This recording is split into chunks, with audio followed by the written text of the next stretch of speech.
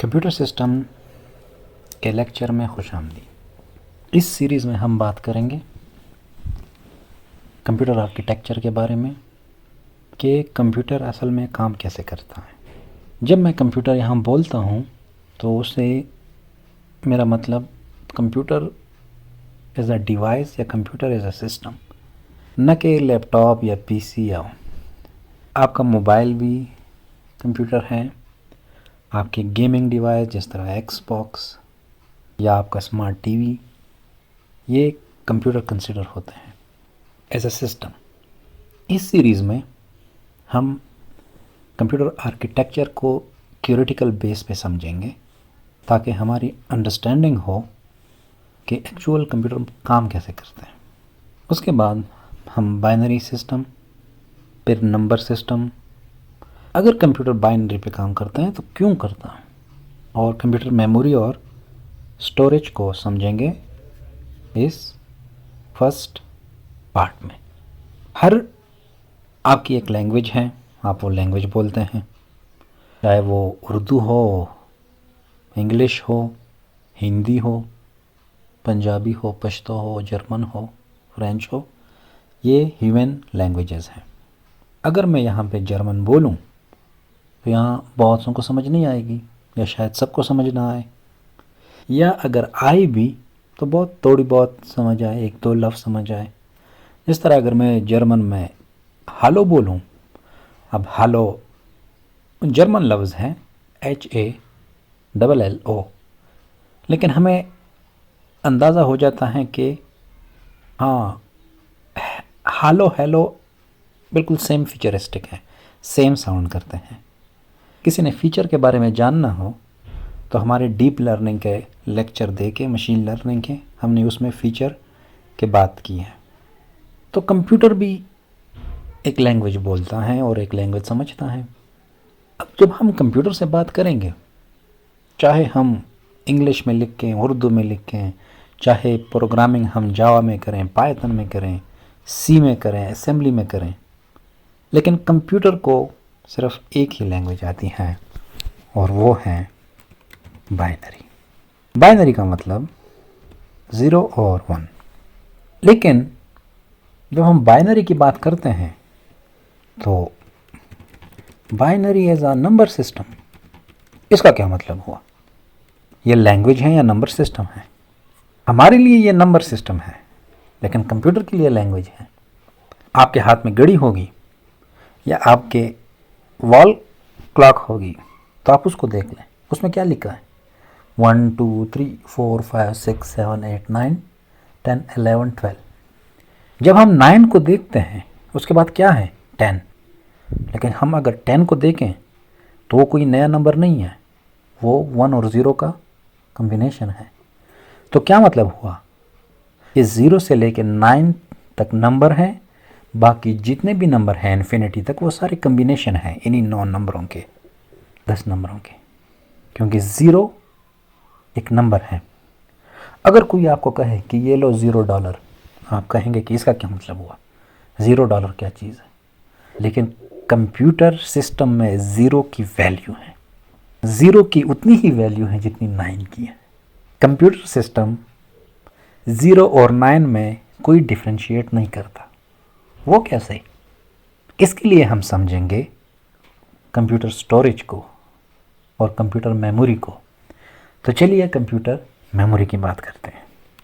अगर मेरी स्पेलिंग में कुछ गलती हो तो उसको इग्नोर कीजिए, समझना ज़रूरी है, इंग्लिश ज़रूरी नहीं है।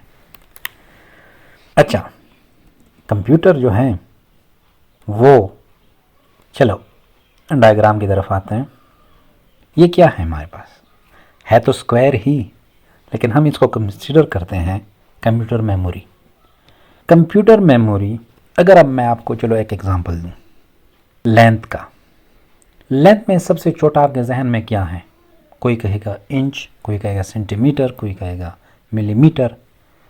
तो इसी तरह कंप्यूटर मेमोरी का भी एक पूरी स्पेक्ट्रम है जो स्टार्ट होती है बिट से। अगर आपने बिट नहीं सुना कोई बात नहीं, बाइट सुना होगा, चलो वो भी नहीं सुना कोई बात नहीं, की भी सुना होगा, वो भी नहीं सुना, कोई बात नहीं। MB तो ज़रूर सुना होगा, नहीं सुना कोई बात नहीं, लेकिन GB तो आपने ज़रूर सुना होगा। अगर जब आप मोबाइल ख़रीदोगे तो आपने उससे पूछा तो होगा कि इसमें मेमोरी कितनी है, उसने कहा होगा 128, उसने कहा होगा 256, क्या GB। इसमें हम बात करेंगे कि कंप्यूटर की मेमोरी जो होती हैं, आपने USB, अब USB भी एज आ मेमोरी है। 1 GB की USB देखी होगी, 2 GB की देखी होगी, लेकिन फिर आपने 3 GB की नहीं देखी, सीधा 4 GB की देखी, 5 की भी नहीं देखी, और 6 की भी नहीं देखी, 7 की भी नहीं देखी, लेकिन 8 की देखी। पर क्यों?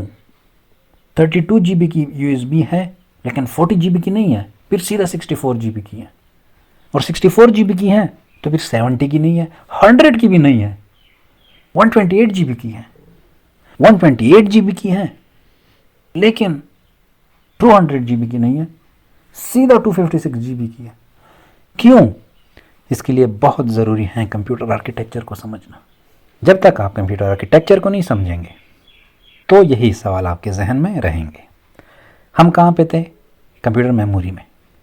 कंप्यूटर मेमोरी का जिस तरह एटम है, सेल है, हम क्या कहते हैं? Cell is the basic unit of life. ऐसे फिर एटम है वो फंडामेंटल यूनिट है। इसी तरह कंप्यूटर मेमोरी का जो फंडामेंटल या बेसिक यूनिट है वो बिट है। ये हमारे पास एक क्या है? बिट। ठीक, इसको हम कहते हैं 1 बिट। उसके बाद हमारे पास आ जाता है क्या? बाइट। ये मैंने पहले से बनाया था, मैंने एक दफ़ा ट्राई किया था, नहीं बन पाया था तो मैंने पहले से बनाया।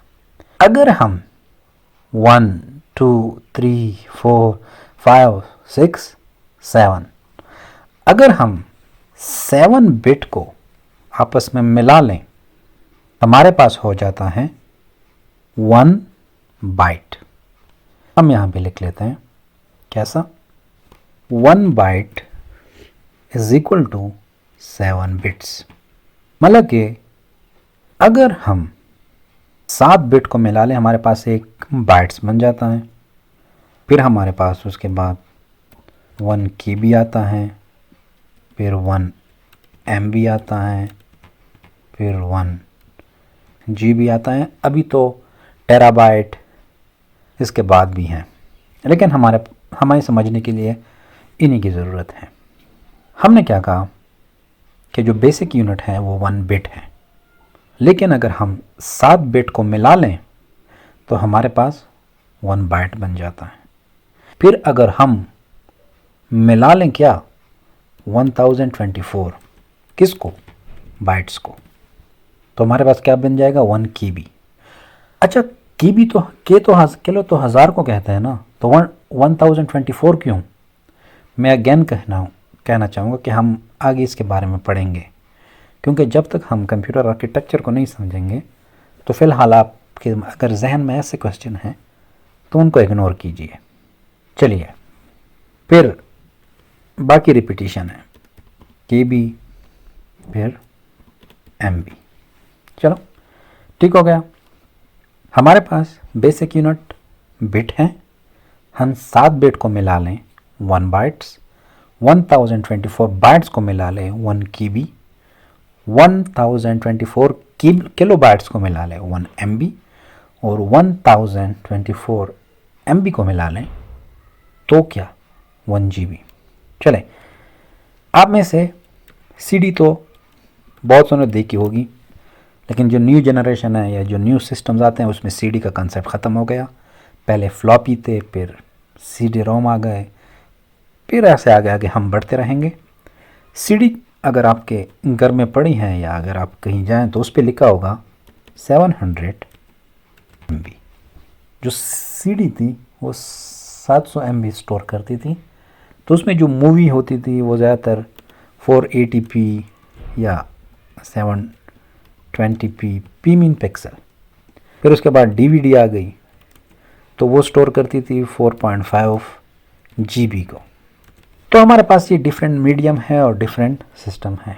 हमारा काम यहाँ पे समझना है कंप्यूटर मेमोरी को। अब जब कंप्यूटर मेमोरी होती है, मैंने एक बात कही, अगर कोई आपको कहे कि ये लो $0, मैं डॉलर साइन ही डाल देता हूँ, और कोई आपको कहे कि ये लो $5, या आपसे कोई क्वेश्चन पूछे कि $0 लोगे या $5, यहाँ पे सब कहेंगे कि $5 लेंगे, ज़ीरो की तो कोई वैल्यू ही नहीं है, ज़ीरो की क्या वैल्यू है, $0 क्या मतलब, कुछ भी नहीं। लेकिन कंप्यूटर के साथ ऐसा नहीं है। कंप्यूटर के साथ 0 हो या 9 हो, कंप्यूटर की नज़र में सबकी वैल्यू बराबर है, सबका वेट बराबर है। कंप्यूटर 0 को वैसे ही ट्रीट करता है जैसे वो 9 को ट्रीट करता है। यहाँ हम आते हैं बाइनरी सिस्टम को और कंप्यूटर मेमोरी को, के कैसे के बाइनरी सिस्टम किसके साथ, कंप्यूटर मेमोरी। चलो ये बात तो हो गई, आगे बढ़ते हैं। जब हमने कहा कि हमारे पास 7 हो गए, अब ये कितने हो गए, 1 2 3 4 5 6 7 हो गए।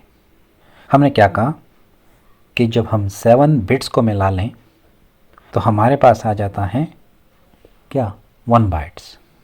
और कंप्यूटर किस पे काम करता है, बाइनरी सिस्टम पे। कंप्यूटर की लैंग्वेज ही बाइनरी है, तो वो सिर्फ समझता है 0 और 1 को। लेकिन यहाँ बड़ा सवाल पैदा होता है, बट वाई। जब तक हम ये क्वेश्चन क्लियर नहीं करेंगे तो हम आगे बढ़ेंगे, हमारे लिए वो एक क्वेश्चन मार्क ही रहेगा। इसीलिए हम क्या सवाल करते हैं, but why computer human language को क्यों यूज़ नहीं करता, कंप्यूटर जावा को यूज़ कर ले, कंप्यूटर सी को यूज़ कर ले, असेंबली को यूज़ कर ले, वो सिर्फ बाइनरी को क्यों यूज़ करता है। इसीलिए क्योंकि कंप्यूटर और कुछ भी नहीं है। कंप्यूटर, जब हम कहते हैं कंप्यूटर प्रोसेसर के बारे में हम बोल रहे होते हैं और कंप्यूटर मेमोरी के बारे में, कंप्यूटर प्रोसेसर हो गया या कंप्यूटर मेमोरी हो गई, ये कुछ भी नहीं है। अगर आप कंप्यूटर प्रोसेसर को इलेक्ट्रॉन माइक्रोस्कोप के अंदर देखें और उसको एक्सट्रीम जूम करें, आपको क्या नज़र आएगा, ट्रांजिस्टर्स, इलेक्ट्रॉनिक स्विचेस। क्या है स्विच, इलेक्ट्रॉनिक स्विच पहली बार तो नहीं सुना होगा।